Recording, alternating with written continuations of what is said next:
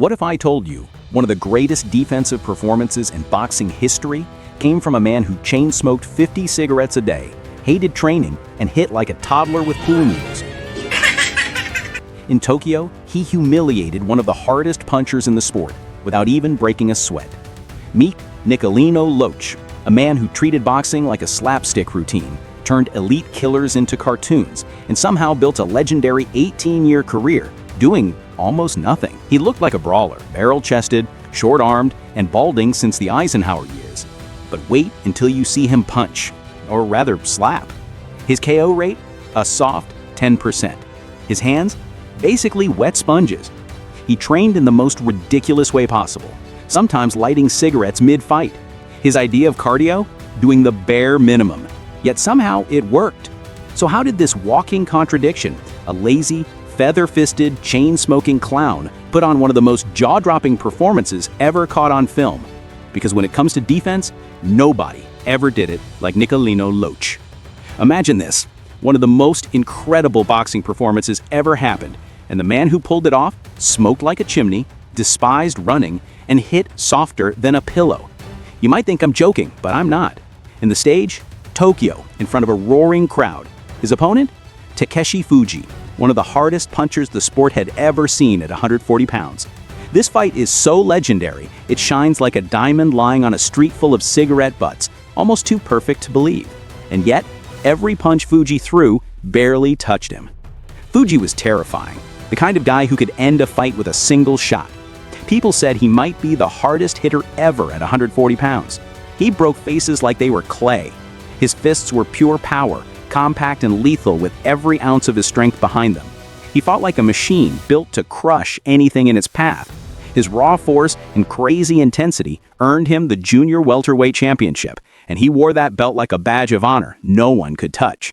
But then came Locche. By the time this fight happened, Nicolino already had 89 wins.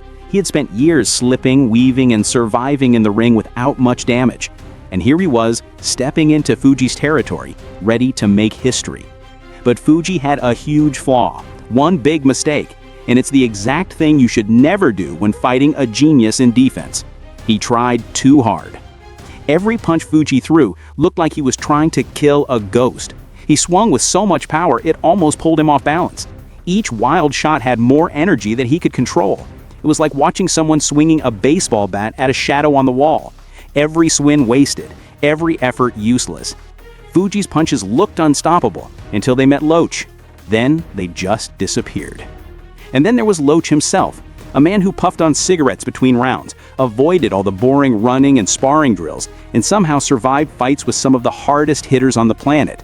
He smoked like he had a personal quota to finish before the round ended, hated training, and barely hit hard at all. Yet somehow, against Fuji, every punch that should have hurt him missed by miles. Watching it was like someone trying to play whack-a-mole using a warhammer. The fists came down with force, yet Locche moved out of the way as if they were slow-motion dreams. He made punches miss by inches, sometimes by a foot, and it all looked natural, like Fuji just fell over himself. Locche didn't need to hit back every time. Sometimes he didn't even have to touch him. He simply vanished from the punches, leaving his opponent swinging at air. That night, Locche looked like a fortress that could move.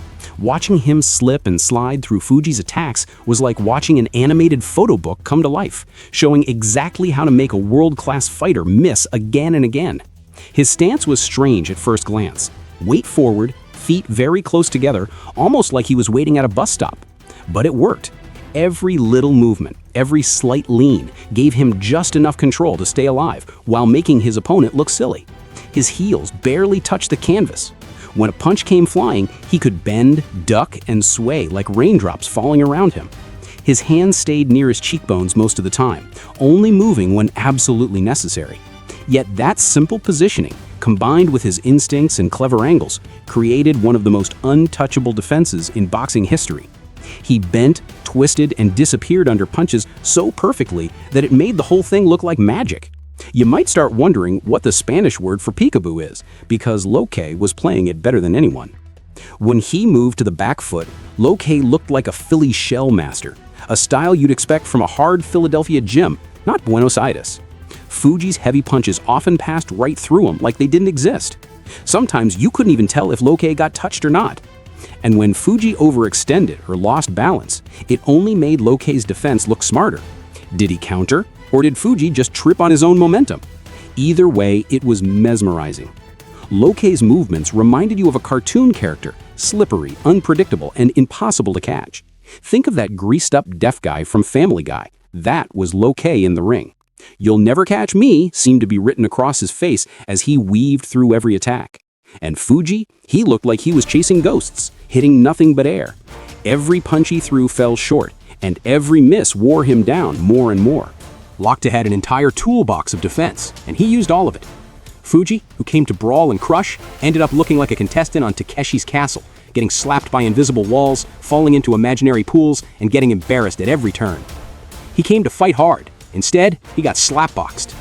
Every punch Fuji threw had violence in it, but Locche had control. He made the hardest shots in the division almost harmless. That's science. Fuji's weight transfer, his big swings, his aggressive energy, it all telegraphed exactly where the punches would go, and Locche read it like a book. Every signal from Fuji traveled along Locche's body, straight into his nervous system. Powered by cigarettes and instinct, his muscles reacted like electricity. By the time Fuji's fist left his body, Locche was already gone. The crazy part? Fuji's intensity worked against him. The harder he tried, the more mistakes he made.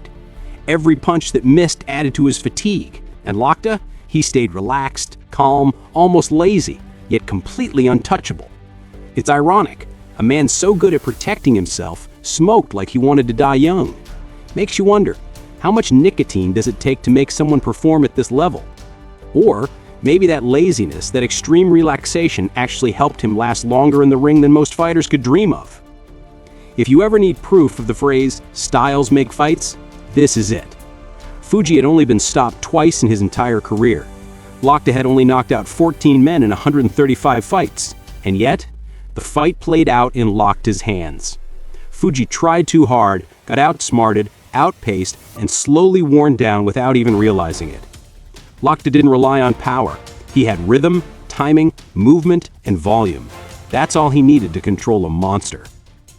The lessons from Locche are endless. He died of heart failure at age 58. Even he couldn't avoid the one punch life delivers to everyone. Kids, listen, don't smoke. But beyond that, if you fight in a sport where men literally die in the ring, ignoring defense is insane. Walking in without protection is like going to a construction site without a hard hat. Defense is boxing's version of workplace safety. And in that sense, Nicolino Locche was the most responsible man in the most dangerous job in the world. He showed us that power is not always king. Sometimes brains, timing, and style are all you need to humiliate the best, leave legends guessing, and put on a performance that will be remembered long after everyone else is gone. That night in Tokyo, Locche didn't just fight. He performed. He danced. He vanished. He made history. And he did it smoking cigarettes and moving like a ghost. Nobody will ever forget it, and no one will ever fight like him again. Was Nicolino Locche a defensive genius, or just ridiculously lucky? Let me know in the comments. Hit like, subscribe, and check the description and pin comment for the funniest chicken dances, wildest knockouts, and most bizarre boxing moments ever caught on film.